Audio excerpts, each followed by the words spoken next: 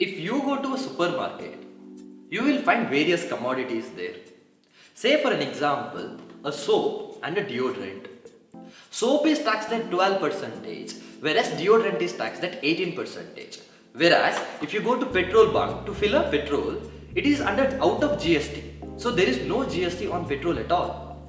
Now the question comes, who decides that soap has to be taxed at 12% and deodorant has to be taxed at 18%? This decision is taken by one body, one council called as GST Council. GST Council was formed under Article 279A of Constitution of India. This particular article number you need to remember, that is Article 279A, which formed GST Council. The President of India gave assent, that he gave his confirmation for this GST Council. Now we need to understand that who are the members of this GST Council. The members of GST Council are not only from the central government but also from the state government. The chairman of this GST Council is the finance minister of the country.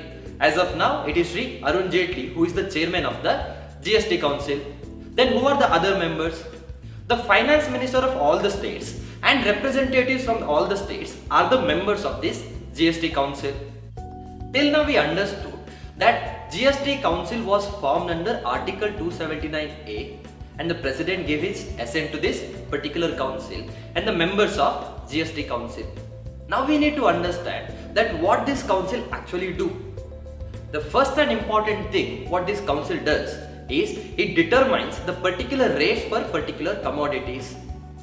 We said soap is taxed at 12%, whereas deodorant is taxed at 18%. So these rates are discussed and decided in GST Council. If there has to be an exemption, say milk is given an exemption, even that is decided by GST Council. Not only tax rate and exemptions, even threshold limit is discussed and decided in GST Council itself. What is this threshold limit? Say a person's turnover is up to 20 lakh rupees, he need not register for GST. So this threshold limit is also decided by GST Council itself. And one more important function of GST Council is if there is a fight between central government and state government. So if there is a fight between central government and state government, this fight is resolved in GST Council. So these are the important functions of GST Council. And one more important thing regarding petrol and petroleum products. As of now, it is kept outside the purview of GST. In short, there is no GST on petroleum product. But will there be no GST forever on petroleum? There will be GST in future date. But the question is, who decides this future date?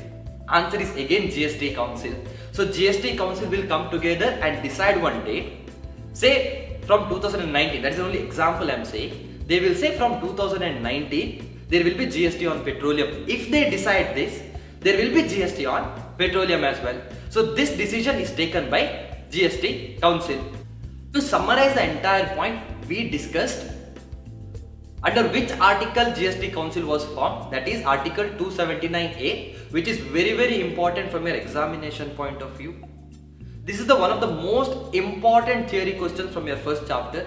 So under Article 279A, GST Council was formed.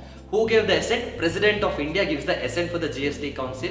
We also discussed who are the members and who are the chairman of this GST Council. And the functions of GST Council, that is deciding the rates, deciding exemptions, deciding thresholds and settling the dispute between center and state government.